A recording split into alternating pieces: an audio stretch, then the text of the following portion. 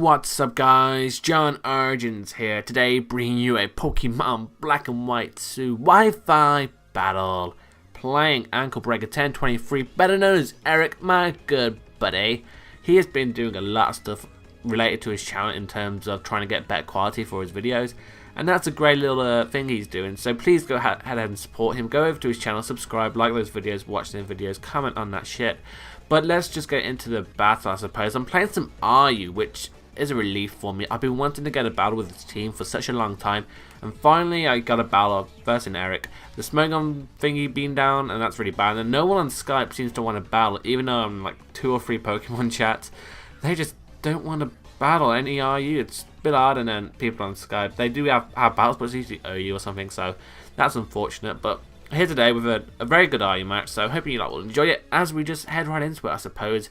I'm going to lead off my Hariyama because priority is priority, and he leads up to the Excel God to get up some spikes. His team is hyper offensive pretty much, and so I've really got to stop him from getting off his hazards. I don't have a rapid spin because my teams usually don't carry rapid spin, and they usually have an extreme weakness to spikes, but luckily because of fake out, I've actually stopped him from getting up 2 layers of spikes, and the Ice Punch will kill him. So that's really good for me. 1 layer of spikes is fine with me. I don't mind that at all. Even with the Stealth Rocks, which he's going to set up now as he brings in the Sand Slash, 1 layer of spikes is better than 2 layers of spikes as far as I'm concerned.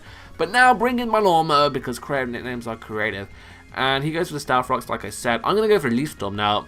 Good thing about this Rodent Cut is that it's actually a choice spec set with a Leaf Storm, Volt Switch, Shallow Ball, and Hidden Power Ice. So I am going to be hitting holes through walls, and that Spiritomb is not taking that hit very well at all, as it does around 75%, but he's going to switch out now. I know for a fact he's going to go into his Litigant, so I switch into my Magmortar predicting that, and all goes well in my little world, and my head is filled with excitement as he brings in the Lilligant. But over predictions are a thing, and I thought, you know what, he's going to go into Omnistar because 4 times resisting the Fire Blast, so I go for the Focus Blast, luckily hitting, but he does end up living it with pretty good HP, and hits me with a Hidden Power Rock, which doesn't kill, which kind of hints to me that it's more of a bulky build. But you know, that's just me. That's just me. But I can't switch out because Hazard, so I figure stay and go for a Focus Blast. The Spiritomb was really obvious, and I could have played around it, but I didn't wanna. But now I figure I'm gonna save my Magmortar for Death Fodder for later on. So I'm going to bring into my Lawnmower, who actually takes his Pain Split pretty well because Rotom does not have HP, if you guys didn't know it. So bring in a Rotom on a Pain Split, good time for you. So now I figure go for the Leaf Storm, and it's going to hurt something, and it's going to kill that Spiritomb. So go for it. He ends up going into the Sand Slash, who ends up not taking this very well. And by not very well, I mean it kills it because it's a Sand Slash, and that's a Choice Specs Lawnmower. Yeah, power absolute, and I weren't sure if this would kill the Leaf Storm at -2 and it's resisted, so go into my main counter for this Lilligant because I'm poisoned, I can't get Sleep Powder, I resist Hidden Power Rock, and Giga Drain won't be doing much I don't think, and I have priority, so I am free to do whatever I please. I mean, I go for the Fake Out here on the Lilligant because I wanted to, but I knew the Spiritomb would come in. It's the one thing that's safely going to switch into my Hariyama. I do have the Ice Punch, but that's the only thing I have really to hit it. So it's a bad play on my part. I was playing a bit too obvious, and he gets a free switch into the Spiritomb. He does go for the Pursuit here, though, which I find questionable. I would have preferred it if he went for like a Will-O-Wisp or something, predicting the switch. I end up going into my hot stuff anyway, my Magmortar and Death Fodder. It's a Choice Scarf set, by the way, if I didn't say. And so that, you know, it wouldn't have mattered either way, but I don't know, Pursuit wouldn't have done much to Hariyama if I chose to stay in, which I was contemplating. But anyway, go into my Lawnmower because it's a massive threat, and I know a Leaf Storm from this range will kill based on the prior damage, so I'm going to go for the Leaf Storm, takes out the Spiritomb, and woo! See you later, Spiritomb. Now my thingy-majiggy, my Hariyama can go for close combat all it likes, even if it's at a low range of HP. But now comes the Aerodactyl, and I'm scared of stuff, so I'm going to switch into my defensive ball known as Steelix or Cody's Dildo. And the Fire Fang doesn't do much to me because he ain't got no stab on it. And then next turn I can go for the Toxic. I ended up predicting the switch into Omnistar or Lilligant, and getting those things Toxic would have really helped me out if they chose to start setting up.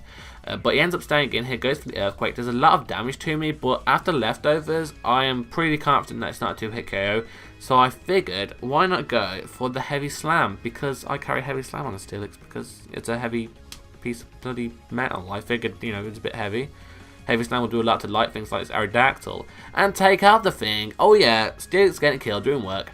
And this turn he's actually going to bring in his Omnistar. I was expecting the Lilligant to come in personally, but he brings in the Omnistar, goes for the Shell Smash. He does have the White Herb, so he won't get any defensive drops. But I'm just going to go for the Earthquake. Figured, you know, I'm going to do a lot of damage to the thing. Omnistar does have a great defense stat, but steelix is power, even if it's got no investment. And I end up doing like just over half, which is very good for me because now I can just go into another Pokemon and try and revenge kill it safely. He goes for the air power here, so that's fine with me. I don't mind if he switches moves up or go for a water type move, I don't care. But now I can bring in Sloking. I am specially defensive. I calced it, and Earth Power will only do like 60%, so I'm pretty confident I can take a hit bearing a crit. And if he crit me, that would have spelled the end of the game straight there for me, but oh well. I go for the Psychic now, just take him out because it's an Omstar, it's a threat. I ain't going to T-Wave it, I ain't playing no games. Take it out, and I'm looking in a good position. I think his last guy remaining is his Lilligant, and I'm just going to save Sloking just in case I need it, which I probably won't. Go into my Hariyama, mainly as Death Fodder, mainly as well predicting the Quiver Dance or the Sleep Powder just so we can set up. But Eric makes, I believe, the better play and just go straight for the Petal Dance to try and get a kill off. And now I can just bring in my Cincino, finish off the game with a Tail Slap, and that's going to be the game, folks. So if you enjoyed it, leave a like, rating, comment, and subscribe. I hope in John Origins. Go check out Eric, please. I'm out, so peace.